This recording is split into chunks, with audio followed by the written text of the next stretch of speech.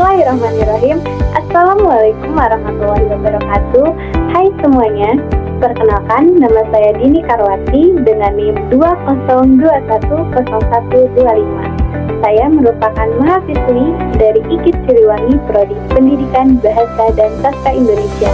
Saya merupakan mahasiswi dari kelas B1 Nangga 2. Hari ini saya akan memperkenalkan media pembelajaran berbasis ICT Padlet yang interaktif dan inovatif.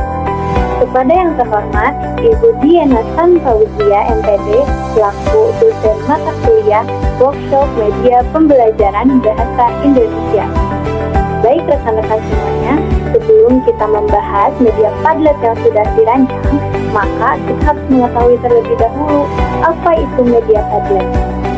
Media Padlet adalah sebuah aplikasi pembelajaran online yang secara sederhana sering disebut sebagai papan tulis online, atau yang bisa lebih dikenal sebagai platform sinkron online.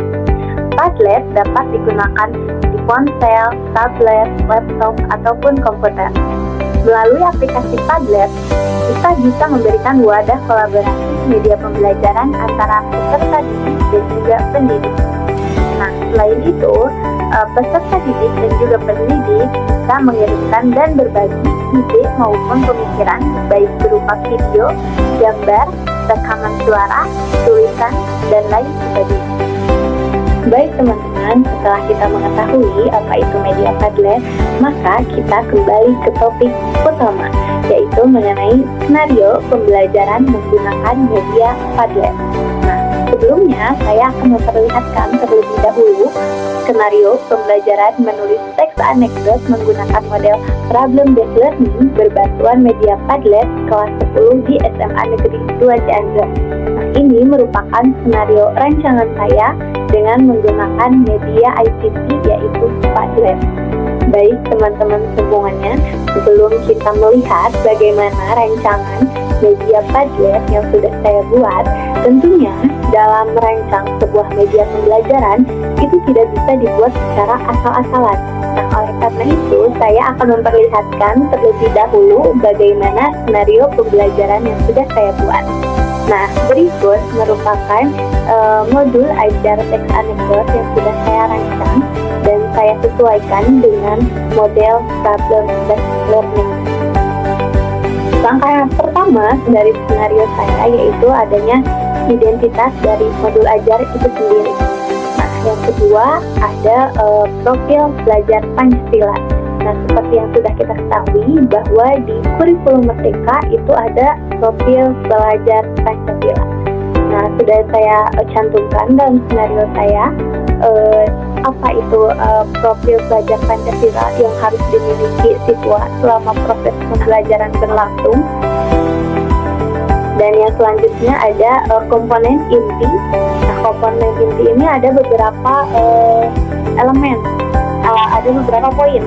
Yang pertama ada elemen, apa itu elemen apa yang digunakan selama proses pembelajaran berlangsung, ada capaian pembelajaran, ada tujuan pembelajaran, ada indikator ketercapaian tujuan pembelajaran atau yang lebih sering dikenal sebagai IKTP, dan juga adanya pertanyaan pemantik. Nah, di dalam skenario pembelajaran yang saya buat itu ada sinopsis. Nah, sinopsis ini menjelaskan bagaimana penggunaan media Padlet dalam pembelajaran menulis teks anekdot menggunakan model PBL. Setelah itu ada kegiatan pembelajaran, mulai dari pendahuluan, mulai dari kegiatan inti sampai dengan penutup. Nah, setelah itu saya jelaskan di bagian bawah bagaimana ya tahapan atau rancangan media Padlet, bagaimana cara membuat media Padlet.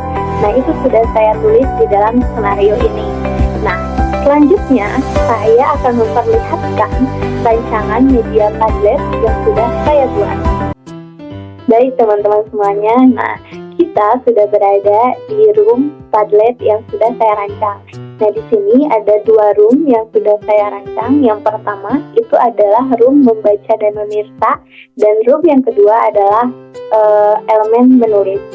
Baik, di dinding pertama saya akan menuliskan atau memperlihatkan kepada peserta didik untuk mengenal dulu apa itu media Padlet.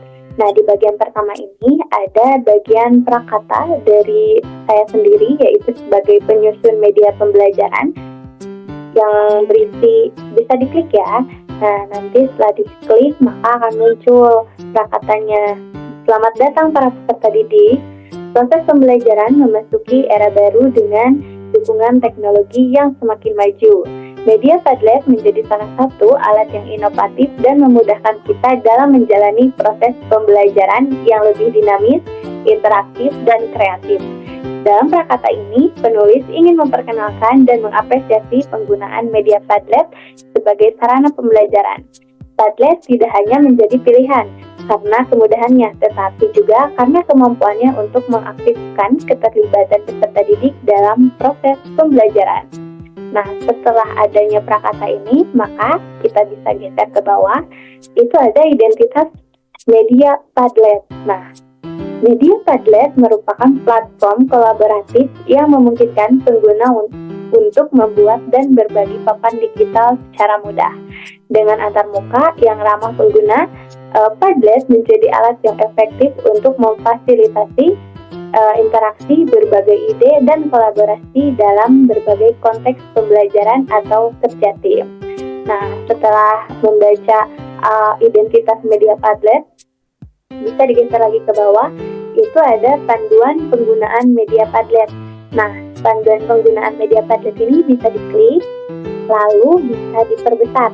Nah, setelah diperbesar, kita akan mengetahui ya pembelajaran media Padlet itu bagaimana, menggunakan Padlet itu bagaimana. Nah, peserta didik itu bisa membuka akun Google, lalu menuliskan nama media Padlet yang akan digunakan sama proses pembelajaran. Setelah itu, peserta didik memilih masuk pada akun Padlet. Nah, nanti di layar akan muncul memilih pendidikan, karena kita akan menggunakan Padlet ini sebagai sarana pembelajaran. Setelah itu, setelah memilih pendidikan, maka Anda harus memilih sebagai pelajar, sebagai siswa ya, pelajar. Nah, nanti akan muncul, ketika muncul beberapa pilihan antara berbayar atau gratis, tentunya untuk pemula kita memilih dulu untuk gratis ya. Nanti peserta didik memilih gratis. Nah, setelah itu kita sudah masuk ke media Padlet, sudah bisa mengakses media Padlet, tetapi harus bergabung dulu ke Padlet dengan cara memasukkan URL yang diberikan oleh pendidik atau guru. Tentunya saya akan memberikan URL ini kepada peserta didik, lalu setelah memberikan URL linknya, nanti saya akan memberikan kata sandi ruang belajar saya. Ketika sudah memberikan kata sandinya, maka nanti peserta didik akan mampu mengakses room belajar atau ruang belajar yang sudah saya sediakan. Nah, setelah itu kita akan melanjutkan ke bagian menstimulasi atau pertanyaan pemantik. Nah, kenapa ya harus ada pertanyaan pemantik atau menstimulasi? Nah, ini untuk mengetahui pengetahuan siswa atau gaya belajar siswa. Nah, ini sudah disediakan pertanyaan pemantiknya mengenai materi yang akan dibahas. Karena materi yang dibahasnya itu mengenai teks anekdot, maka yang ditanyakan yang pertama adalah, pernahkah Anda menonton stand up comedy? Yang kedua, apa yang Anda ketahui mengenai makna tersurat dan tersirat? Nah, yang ketiga, ada berapa struktur teks anekdot yang Anda ketahui? Nah, nanti peserta didik setelah membaca pertanyaan ini, dia bisa menjawab di tambahkan komentar. Tambahkan komentar itu bisa langsung ditulis ya di keyboard. Misalnya, pernahkah Anda menonton stand up comedy? Nah, jawabannya pernah, misalnya. Pernah. Nah, setelah itu peserta didik juga bisa langsung melanjutkan tulisannya atau jawabannya sesuai dengan pengetahuan yang dimiliki oleh peserta didik. Nah, setelah itu kita lanjut ke bagian dinding materi. Nah, di bagian dinding materi ini kita akan melihat penyampaian CP, TP, dan IKTP. Nah, ini sudah sesuai ya dengan modul ajar atau skenario pembelajaran yang sudah dibuat. Jadi dalam membuat rancangan media ini tidak dibuat secara asal-asalan, tapi ada skenario pembelajarannya. Nah, yang pertama itu ada penyampaian capaian pembelajaran, tujuan pembelajaran, dan indikator ketercapaian tujuan pembelajaran. Seperti biasa, itu diklik. Nah, setelah diklik maka akan muncul ini elemen apa, capaian pembelajarannya apa, TP-nya apa, dan IKTP-nya apa. Nah, ini adalah beberapa komponen inti yang harus dikuasai oleh peserta didik, sampai mana peserta didik itu harus belajar atau mengetahui ketercapaiannya, dan pendidik tentunya sudah merancang sedemikian rupa untuk mengetahui bagaimana kompetensi ini bisa tercapai itu sampai tahap mana. Nah, ini ada di bagian komponen inti. Nah, setelah itu di bagian bawahnya sudah disediakan materi teks anekdot. Nah, bisa diklik ya teman-teman semua. Kita tunggu dulu sebentar. Nah, setelah muncul, nah ini bisa langsung diklik putar.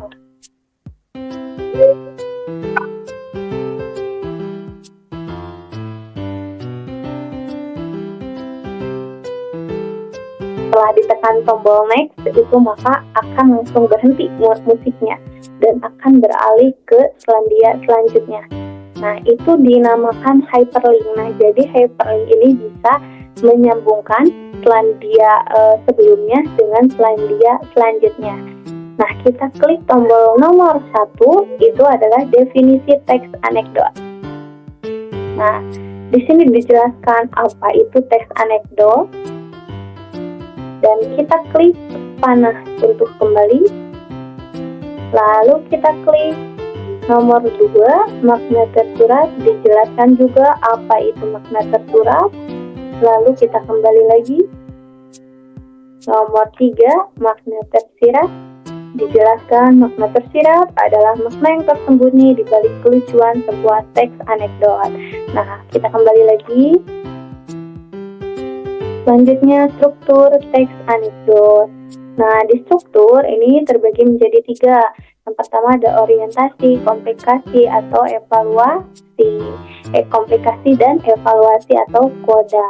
Nah, kita klik nomor 1 menuju orientasi. Orientasi itu apa? Maka akan dijelaskan di sini. Lalu kita klik panah. Kita klik lagi nomor 2, komplikasi, dijelaskan apa itu komplikasi.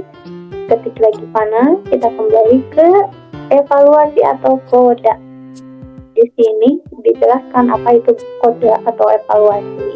Setelah itu kita kembali lagi tekan panah, lalu tekan panah lagi untuk kembali. Nah, setelah kembali kita tekan next lagi. Nah, lalu kita ke contoh teks anekdot. Nah, di bagian ini, di bagian contoh, saya sudah menyimpan kode QR atau barcode yang bisa diakses videonya melalui kode barcode. Nah, setelah itu kita bisa kembali dengan klik panah. Setelah itu kita klik panah lagi untuk mengakhiri presentasi atau PPT yang ditayangkan. Sudah? Oke. Nah, setelah ini ada materi. Setelah materi, mohon maaf.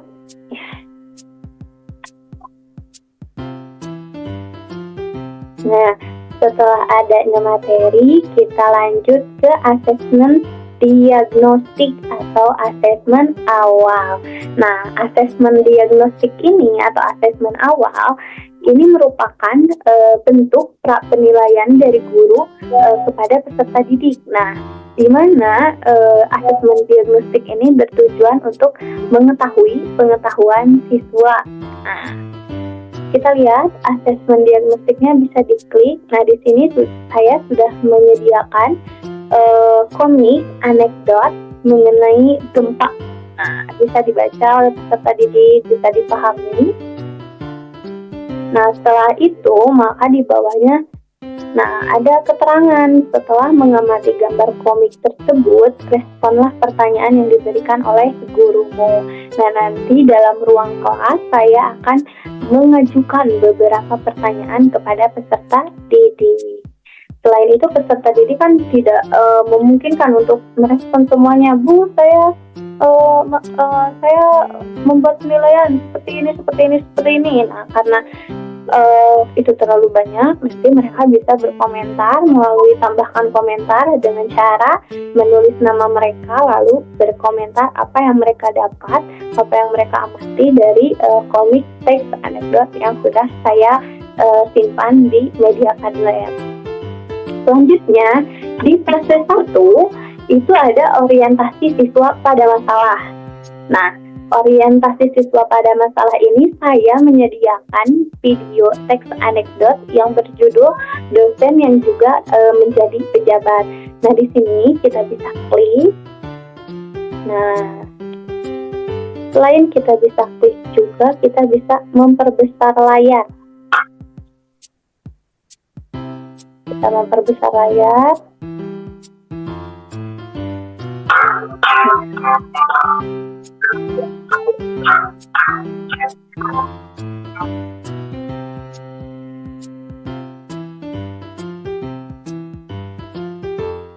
Nah, videonya sudah berjalan. Nah, nanti ini suaranya akan muncul ketika kalian mulai mengklik video yang akan diamati. Nah, selain itu, rekan-rekan semuanya, jangan khawatir karena video ini bisa ditonton atau di-download. Nah, selain itu, materi yang saya sajikan tadi melalui PPT itu juga bisa di-download ya. Jadi jangan khawatir, Bu, saya ketinggalan materi, atau Bu, saya ketinggalan mencatat. Nah, tidak usah khawatir, jadi ini bisa di-download. Nah, setelah itu kita lanjut lagi ya teman-teman. Sebagian fase 1 orientasi siswa pada masalah. Setelah siswa melihat video yang sudah saya sajikan, maka di bawahnya terdapat keterangan. Bacalah dan amati video berikut untuk menjawab pertanyaan dari gurumu. Nah, di bawah ini sudah tersedia beberapa pertanyaan yang sudah saya rancang. Nah, pertanyaan 1, 2, dan 3. Peserta didik bisa berkomentar secara langsung di hadapan kelas atau di dalam ruang Padlet yang sudah saya sediakan, atau di kolom komentar. Tahap selanjutnya, kita akan melanjutkan pembelajaran pada fase kedua, yaitu mengorganisasikan siswa atau disebut dengan asesmen formatif. Kenapa pada fase kedua ini dikaitkan dengan asesmen formatif? Karena ini merupakan proses pengembangan pembelajaran di mana asesmen formatif ini adalah dilakukan ketika sedang pembelajaran berlangsung. Nah, di sini ada lembar kerja peserta didik atau LKPD yang sudah saya siapkan. Nah, nanti peserta didik itu akan dikelompokkan menjadi beberapa kelompok, yaitu 6 kelompok dengan masing-masing 5 anggota. Nah, adapun di sini petunjuk yang sudah saya tulis.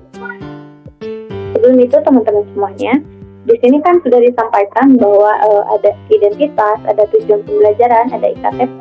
Tahap selanjutnya yaitu adanya lembar petunjuk dari pendidik atau saya sendiri selaku penyusun media ini, yaitu kelompok. Mereka akan menuliskan kelompok berapa mereka. Terus ada anggota. Nah, mereka menuliskan nama anggota siapa saja yang tergabung ke dalam kelompok mereka. Lalu ada petunjuk. Nah, petunjuk di sini kan seperti yang sudah saya perlihatkan tadi, karena ada identitas, ada tujuan pembelajaran, ada IKTP, maka untuk tahap selanjutnya mereka harus membaca terlebih dahulu tujuan pembelajaran yang dicantumkan dan IKTP yang sudah dicantumkan oleh saya sendiri sebagai perancang media Padlet. Nah, oleh karena itu setelah di petunjuk selanjutnya itu mereka akan menjelaskan isi kedua teks anekdot yang sudah saya simpan sebagai asesmen formatif. Nah, mari kita lihat. Nah, ini bentuk LKPD-nya, bentuk teks anekdotnya. Ini adalah teks pertama dan ini adalah teks kedua. Selanjutnya, ada tabel analisis mengevaluasi teks anekdot.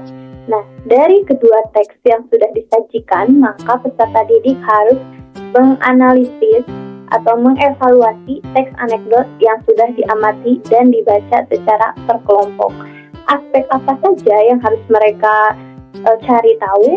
Nah, yang pertama dari isi informasi, yang kedua makna tersurat, yang ketiga makna tersirat, yang keempat struktur teks anekdot, dan yang terakhir mereka harus membuat simpulan.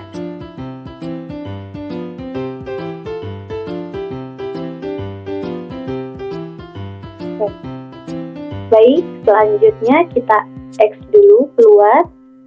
Nah, untuk media Padlet ini atau dinding yang sudah saya buat ini bisa satu persatu kita akses atau kita lihat dengan cara menggeser ke bawah ya.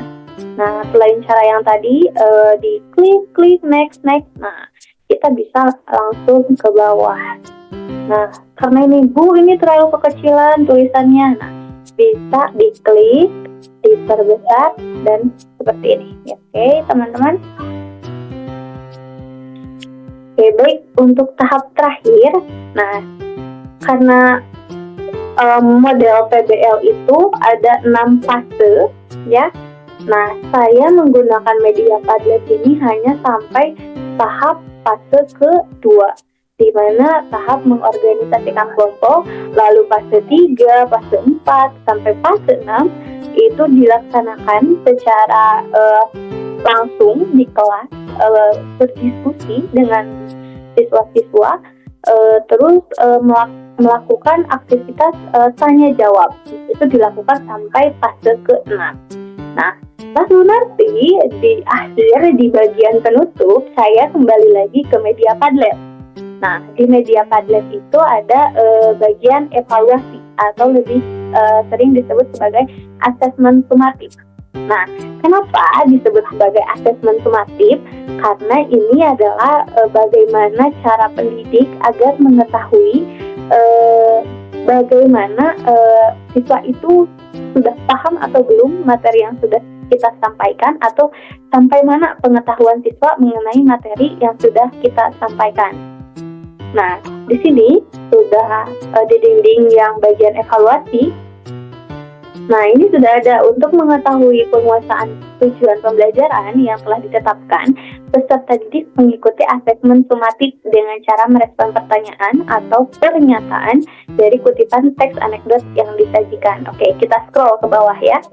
Nah, di sini sudah ada hampir sama seperti LKPD, tapi ini bukan LKPD. Nah, ini soal evaluasi untuk dikerjakan secara mandiri ya.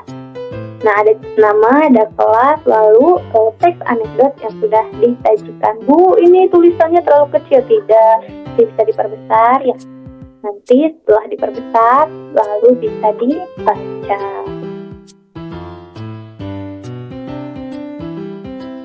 Nah, selanjutnya apa yang mereka analisis secara individu, secara mandiri gitu.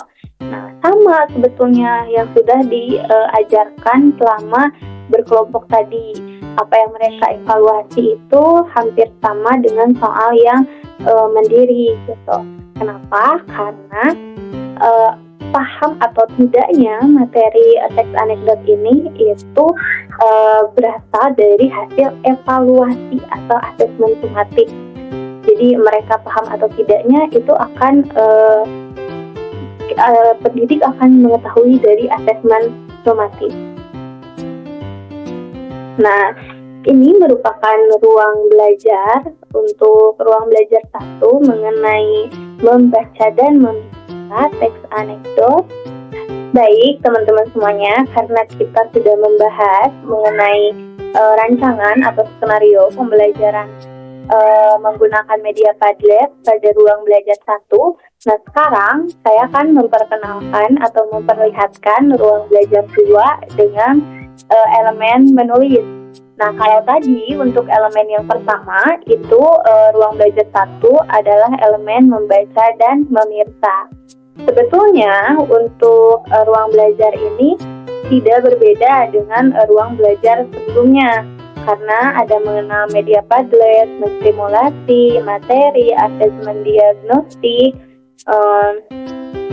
terus ada orientasi siswa pada masalah, mengorganisasikan siswa, dan evaluasi. Nah, teman-teman semua, yang berbeda antara ruang belajar 1 dengan ruang belajar 2 yaitu di bagian asesmen sumatif atau bagian evaluasi.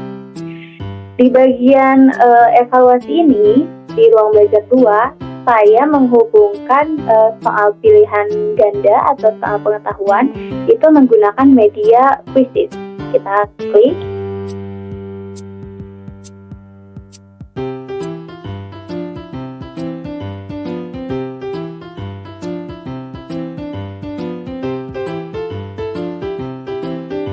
Nah, kita sudah berada di ruang Quizizz, di mana di sini saya sebagai guru bisa memandu peserta didik untuk masuk ke dalam media Quizizz. Nah, bagaimana caranya?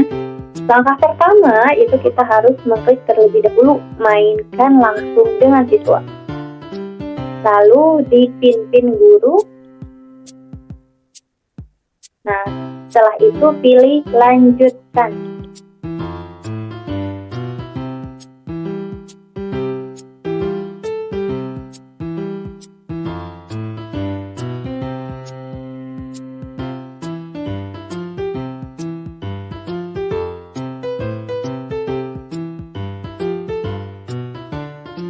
Nah, teman-teman semua, karena sudah muncul untuk cara bergabung peserta didik ke dalam room Quizizz yang sudah saya buat.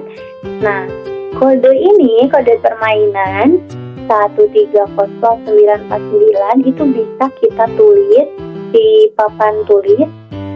Lalu peserta didik bisa membuka ponsel mereka, lalu membuka akun Google dan mengklik Quizizz. Nah, mereka bisa masuk, langsung masukkan kode. Nah, kodenya itu yaitu 130949. Nah, permainan tidak akan berlangsung kalau saya belum mengklik mulai. Ketika saya sudah mengklik mulai, maka permainan baru bisa berlangsung.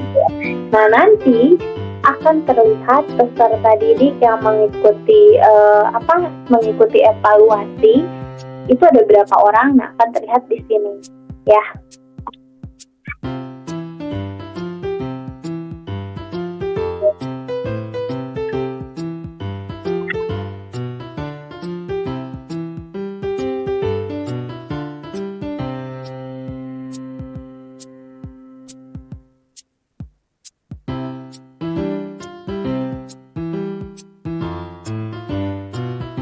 Nah, tentunya teman-teman semuanya untuk ruang belajar 1 dan ruang belajar 2 itu sama menggunakan model problem-based learning, di mana di bagian fase 2 mengorganisasikan siswa. Nah, saya membuat LKPD yang harus dikerjakan oleh peserta didik secara berkelompok. Di bagian evaluasi atau asesmen sumatif itu adalah soal atau nanti kan mereka harus mengerjakan soal uraian. Nah, di soal uraian itu mereka pasti sudah mempelajari apa yang harus mereka buat dan apa yang harus mereka analisis. Nah, itu sudah diajarkan di bagian fase 2 mengorganisasikan siswa pada kelompok, ya. Nah, ini sudah ada contohnya. Nah, jadi apa yang mereka kerjakan dalam berkelompok itu akan mereka kerjakan juga secara mandiri atau individu. Seperti itu teman-teman semuanya.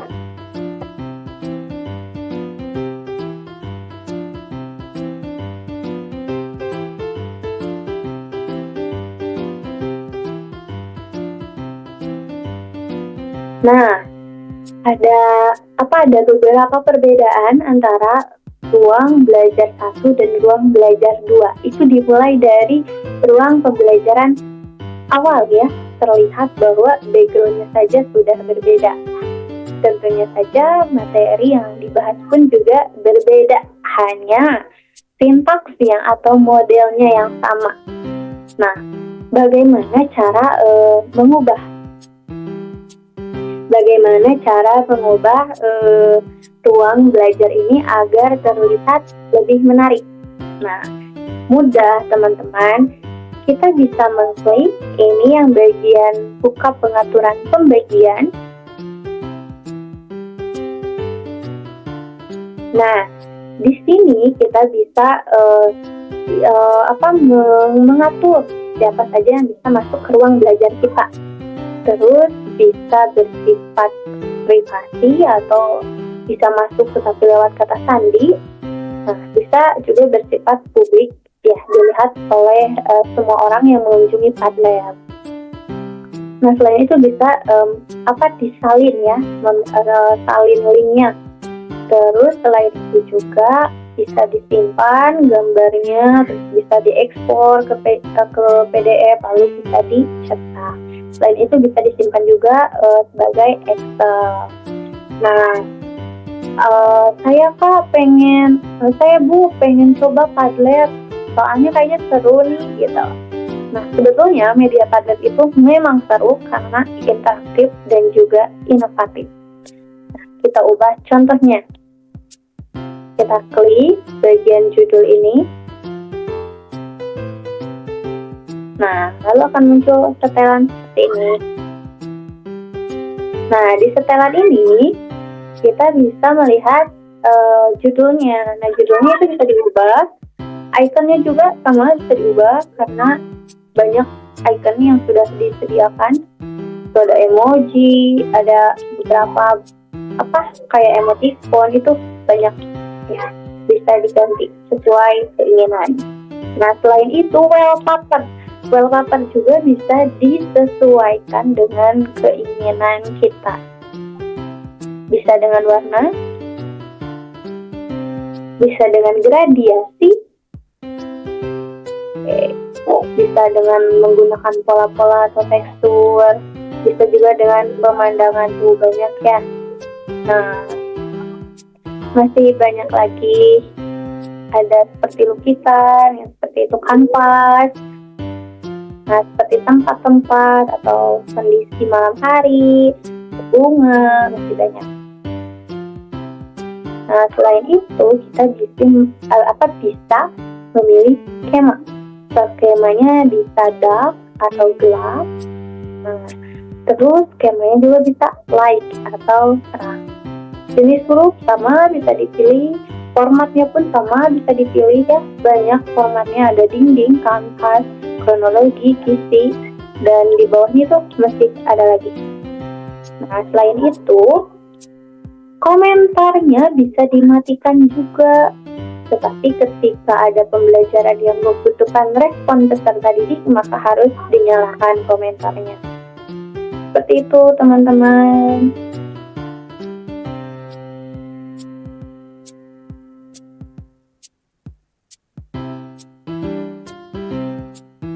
Mudah-mudahan media Padlet ini bisa membantu pendidik dan juga peserta didik dalam mempermudah aktivitas proses pembelajaran atau sebagai sarana pembelajaran membantu pendidik dan juga peserta didik.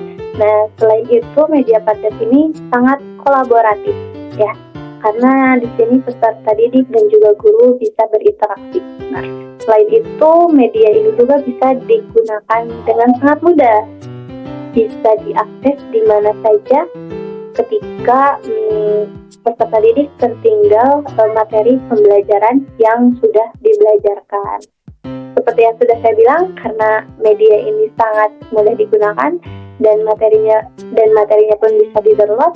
Jadi mudah-mudahan dengan adanya media Padlet ini bisa membantu dan memudahkan para pendidik dan peserta didik. Oke, terima kasih semuanya. Kurang lebihnya mohon dimaafkan. Sekian video untuk hari ini mengenai skenario pembelajaran teks anekdot menggunakan media berbasis ICT yaitu Padlet.